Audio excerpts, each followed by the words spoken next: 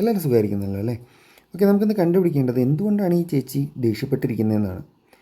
Okay, അതിന് മുമ്പായിട്ട് നമ്മളൊക്കെ ജീവിതത്തിൽ പല തരത്തിലുള്ള പ്രശ്നങ്ങൾ നേരിടുന്നവരായിരിക്കും അല്ലേ? അതിൻ്റെ ഇടയിൽ കുറച്ച് നേരം ഒരു റിലാക്സേഷന് വേണ്ടിയിട്ടായിരിക്കും യൂട്യൂബിലേക്കൊക്കെ വരുന്നുണ്ടാവുക.